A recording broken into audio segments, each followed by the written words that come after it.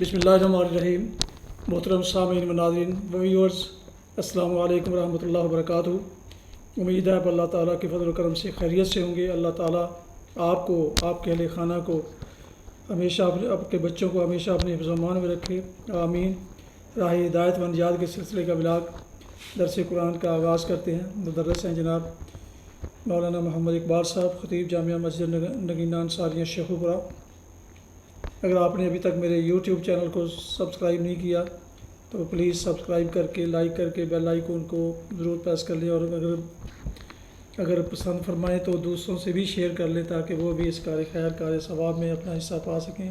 یقیناً اس کا اجر آپ کو بھی ملے گا۔ تو شروع کرتے ہیں آج کا ولاگ درس قرآن۔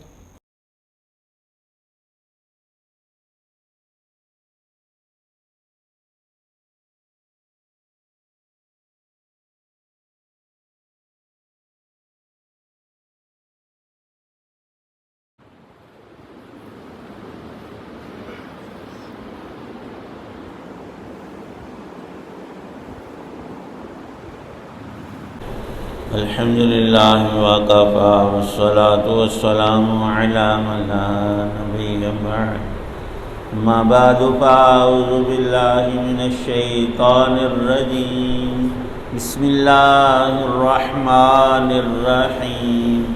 یا ایھا الذین آمنوا ان تنصروا اللہ ینصرکم ویثبت اقدامکم والذین کفروا فتعسا لهم وأضل أعمالهم ذلك بأنهم كرهوا ما أنزل الله فأحبط أعمالهم صدق الله العظیم۔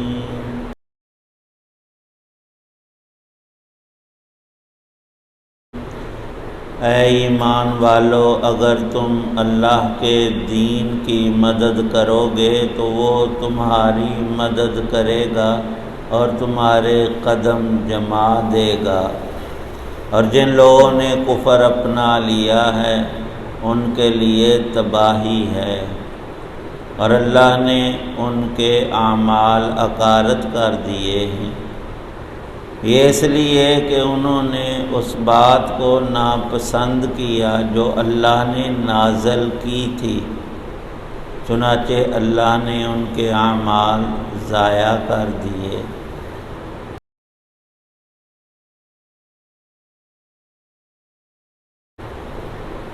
سورہ محمد کی آیت 7، 8 اور 9 ہیں۔ اہل ایمان کو اللہ تعالی شانہ نے قرآن پاک میں 88 مقامات پر خطاب کیا ہے، جو کہ خصوصیات امت محمدیہ علیہ السلام میں سے ہے۔ خطاب اللہ تعالی شانہ کا پہلے زمانوں میں صرف حضرات انبیاء علیہ السلام سے رہا۔ اے موسیٰ، ہم نے تمہیں یہ حکم دیا، اور دیگر انبیاء علیہ السلام سے بھی یہی فرمان ہوا، لیکن اللہ تعالی شانہ نے حضرت رسول کریم صلی اللہ تعالی علیہ وسلم کی برکات میں سے ہمیں اس برکت سے بھی نوازا کہ قرآن پاک کلام الہی میں خود بذریعہ رسول صلی اللہ علیہ وسلم ہمیں کہا یا ایھا الذین آمنوا۔ یہ کتنا پیارا اور عظیم اور شرف و کرامت کا خطاب ہے۔ جب بھی مسلمان قرآن پاک کو پڑھیں اور سنیں تو مطلب یہی ہے، اللہ پاک ابھی ہمیں فرما رہے ہیں یا ایھا الذین آمنوا، اے ایمان والو۔ جہاد اور قتال کا حکم تھا جو احکام میں اس اعتبار سے بڑی ہی اہمیت کا حامل ہے کہ اس کے ذریعے اہل کفر و طغیان اور ان کی سرکشی کو، ان کے ظلم کو روکنے کا حکم ہے۔ اسلام کی شوکت، عظمت اور اس حق کو بمقابلہ باطل سر بلند کرنا اور رکھنا، جسے اعلائے کلمۃ اللہ، اللہ کی بات بلند اور غالب ہے، اس کا ذریعہ ہم مسلمانوں کو بنایا۔ یوں تو رب کریم چاہتے جیسے دلیل اور بات اور علم اور عقل کے اعتبار سے دین حق، دین اسلام کو ہمیشہ ہی غالب رکھا ہے اور تا قیامت ایسا ہے۔ کوئی دین اسلام کے برابر تو کجا اس کا عشر عشیر بھی نہیں ہے، اور نسبت تناسب میں کچھ بھی نہیں۔ ساری سچی باتیں اور پوری حقانیت کا نام ہی دین اسلام ہے۔ کبھی ایسا نہیں ہوا کہ علم، عقل، سمجھ کے مقابلے کے وقت کوئی کفر اور کوئی باطل اس کے سامنے ٹک سکے۔ اس کی مثال ایسی ہے، سورج نصف النہار پر ہو اور اس کے مقابلے میں جو بھی چیز ہوگی چمک جائے گی، اندھیرا کوئی باقی رہتا نہیں۔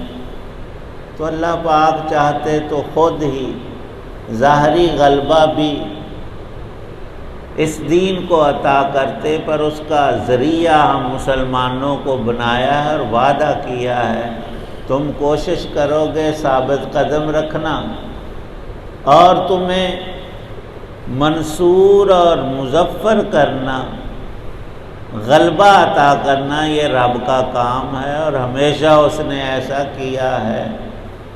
جب بھی اہل ایمان مسلمان لوگ بحیثیت مجموعی دین اسلام کو اختیار کرتے ہیں اور اس کے سارے احکام کی پابندیوں میں حرب و ضرب والا حکم بھی مانتے ہیں، جہاد اور قتال کے ذریعے کفر کے سرگنوں اور بڑوں کو تحت کرنا، ان کو مٹانا، تاکہ سارے انسانوں کے لیے حق کو قبول کر کے اس پر چلنا بالکل آسان رہے، کسی کو روکنے کی جرت نہ ہو، زبردستی اور ظلم کی۔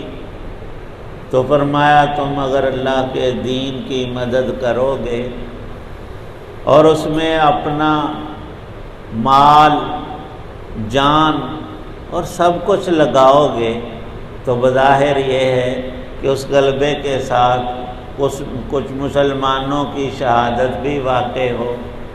تو ایک جہاد کے بعد اللہ نے غلبہ عطا کیا، کافر شکست کھا گئے، لیکن جو مسلمان شہید ہوئے ان کا سوال تھا، صحابہ نے عرض کیا کہ ان کو تو غلبہ اور اللہ کی نصرت اس دنیا میں دیکھنا نصیب نہ ہوئی، وہ تو اللہ کی راہ میں شہادت پا گئے۔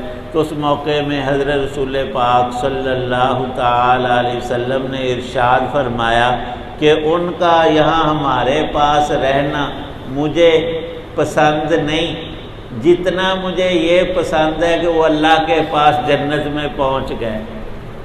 یہاں کی نعمتیں تھوڑی اور چھوٹی ہیں اور عارضی اور فانی، اور جو اللہ نے ان کو شہداء کو مرتبہ، مقام، عزت اور آخرت کی لذائذ اور نعم اخرویہ عطا کی ہیں، تمہیں علم نہیں، ورنہ تمہاری چاہت بھی وہی ہوتی جو اللہ کے رسول کی ہے کہ ان کا یہ مرتبہ پا لینا بہتر ہے، اور کتنا بہتر ہے آج ہم اندازہ نہیں کر سکتے شہداء کے مقام کا اور ان کے مرتبے کا، ان کو جو قرب الہی اور اللہ کی خاص الخاص نعمتیں اور رحمتیں قرآن میں ان کا ذکر فرمایا۔ کافرو جو ہیں ایمان والوں کے مقابلے میں، فرمایا مسلمانوں کی مدد تو اللہ کرتے ہیں، اور کافر جب باطل مقابلے میں آتا ہے تو ان کو منہ کے بل گرانا یہ اصل میں رب کا کام ہے۔ ان کی شکست، ذلت اور ان کی رسوائی یہ تو دنیا میں، اور آخرت میں ان کے لیے عذاب شدید، وہ نری دھمکی نہیں، وہ آنکھوں سے دیکھیں گے اور بہت پچھتائیں گے، وہ پچھتاوا کام نہیں آئے گا۔ اور یہ بغیر وجہ کے نہیں، انہوں نے اللہ کے نازل کیے ہوئے کلام کو، اللہ کی بات کو ٹھکرایا۔ صرف یہ نہیں کہ ماننے سے انکار کیا، نفرت کی، اللہ کی بات سے نفرت کی، تو اس کا نتیجہ کیا ہوا؟ احبط اعمالہم، ان کا کوئی بھلا کام رب نے قبول نہیں کیا۔ قبولیت کی اس میں شرط ہی نہیں، شرط ہی ایمان، اور ایمان تو وہ کیا لاتے؟ اس کلام سے نفرت جب کی تو پھر خسرت دنیا والآخرہ، دونوں جہانوں کا خسارہ ہے۔ اور اس میں ہمارے لیے مقام عبرت ہے کہ ہم اللہ کے کلام سے محبت کریں اور اس سے اپنے تعلق کو جوڑیں، اور اللہ کا انعام اور سہولت دیکھیں کہ ہر مسلمان کو کلام اللہ شریف کا کچھ نہ کچھ حصہ تو ازبر یاد ہے، اس کو دہرانا، پڑھنا۔ اور آج کے دور میں بڑی سہولتیں ہیں، قرآن پاک کو سننا صحیح قرات والوں سے، اور اس کا ترجمہ اور اس کی تفسیر بالکل آسان ہے۔ جیسے ہمارے کھانے پینے کے اوقات ہیں، ناشتہ یہ دوپہر اور رات کا کھانا، یہ ٹی فلاں وقت کی، تو اسی طرح ہماری نمازوں کے اوقات اور ان سے مستقل طور پر قرآن پاک کی تلاوت اور ذکر اللہ بھی ہے۔ اللہ پاک ہم سب کو نصیب فرمائے۔ الحمدللہ رب العالمین والصلاة والسلام علی رسولہ النبی الکریم۔ ربنا آتنا فی الدنیا حسنۃ وفی الآخرۃ حسنۃ وقنا عذاب النار۔ یا رب کریم ہم سب کی تمام حاجات، ضروریات جو جائز ہیں اپنے خزانوں سے عطا فرما، دین دنیا کی خیر و برکات نصیب فرما، دینی دنیاوی پریشانیوں کو دور فرما۔ یا رب کریم جتنے بھی بیمار ہیں سب پہ کرم فرما، صحت تندرستی عطا فرما۔ جتنی زندگی ہے، سر جی کو چوٹ لگی، اللہ پاک ان کو تندرستی عطا فرمائے اور ان کے درد کو ختم فرمائے، اور جتنے ہمارے نمازی بزرگ بالخصوص اللہ پاک ان سب پہ اپنی مہربانی فرمائے، لطف و کرم فرمائے، ایمان کامل، بدن کی سلامتی اور صحت، اعمال صالح کی توفیق تا حیات نصیب فرمائے۔ یا اللہ پاک جتنے حضرات دعا میں موجود ہیں سب کی نیک دعاؤں کو قبول فرما، جو اہل ایمان دنیا سے چلے گئے ان کی بخشش فرما، جو سیلاب زدگان ہیں اے رب کریم ان کے وسیلے پیدا فرما اور ان کو نعم البدل عطا فرما۔ ہم میں سے ہر ایک کو حسن خاتمہ نصیب فرمانا۔ صلی اللہ تعالی علی خیر خلقہ محمد وعلی آلہ واصحابہ واہل بیتہ اجمعین آمین برحمتک یا رحمن۔ یہ تھا راہ ہدایت و نجات کے سلسلے کا ولاگ درس قرآن، جس میں آج سورہ محمد کی آیات مبارکہ 7 تا 9 کی تلاوت، ترجمہ و تفسیر بیان کی گئی۔ مدرس تھے جناب مولانا محمد اقبال صاحب، خطیب جامعہ مسجد نگینہ انصاریہ شیخ پورہ۔ ختم کرنے سے پہلے ایک دفعہ پھر گزارش ہے کہ اگر آپ نے ابھی تک میرے یوٹیوب چینل کو سبسکرائب نہیں کیا تو سبسکرائب کر کے لائک کر کے بیل آئیکن کو ضرور پریس کر لیں، شیئر کر لیں، اور اس طرح آنے والے ایسے روحانی اور قرآنی ولاگ جس سراسر باعث خیر، باعث برکت اور باعث ثواب میں آپ تک اور دوستوں تک باقاعدہ پہنچتے رہیں گے۔ اللہ تعالیٰ آپ کا حامی و ناصر ہو، اللہ تعالیٰ آپ کو، آپ کے خانہ کو، بچوں کو اپنے حفظ و امان میں رکھے، آمین۔ اپنی دعاؤں میں اپنا بہت خیال رکھیے، اور اپنی دعاؤں میں پاک وطن، والدین، آباء و اجداد، اجزاء و اقارب کے علاوہ اس ناچیز کو بھی ان میں شامل فرمائیں تو انتہائی شکر گزار ہوں گا۔ اس کے ساتھ آج کا یہ ولاگ ختم کرتے ہیں کہ آپ جہاں بھی رہیں خوش رہیں، شاد باد رہیں۔ السلام علیکم ورحمۃ اللہ وبرکاتہ۔